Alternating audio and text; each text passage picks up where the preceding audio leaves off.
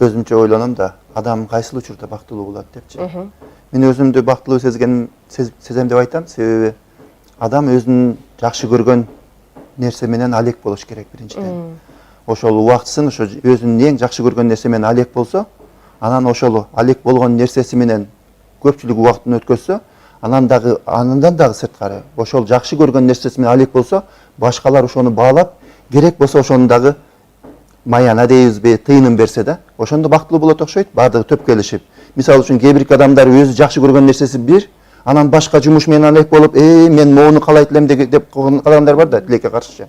Ошон үчүн мен өзүмчө эмнеден ырахат алам? Адамдар менен баарлашып, аларга сабак өтүп, ошол менин студенттерим көзү жайнап, агайдан бир нерсе үйрөндүк десе, аларга ошо мен өзүмчө жаш баладай сүйүнүп алам да.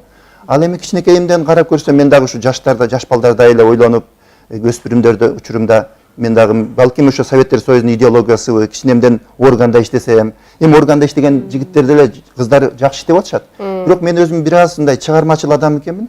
Мындай органда ал жакта тартип бар, убакты менен баардык нерсени жасайт да.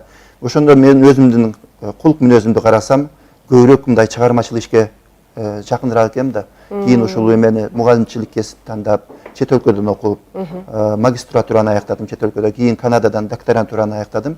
Анан кайра келип туруп, кээ бирлер айтып калат. Канадада 4 жыл, 4,5 жыл окуган экенсиз, ошол жакта эле кала бербейт белеңиз, мүмкүнчүлүгүңүз бар экен дейт да. Менде бир жоопкерчилик да болгон да.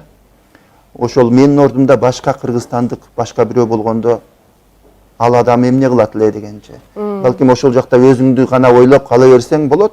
Ошо Канада деген өнүккөн мамлекетте. Бирок бул жака келсең, сенден бир нерсе үйрөнөм деген биздин жаштар бар да. Ошон үчүн дагы мындай жоопкерчилик ошол эле учурда өзүңдү мындай, бул балким баардыгы чогуу жүрөт окшойт.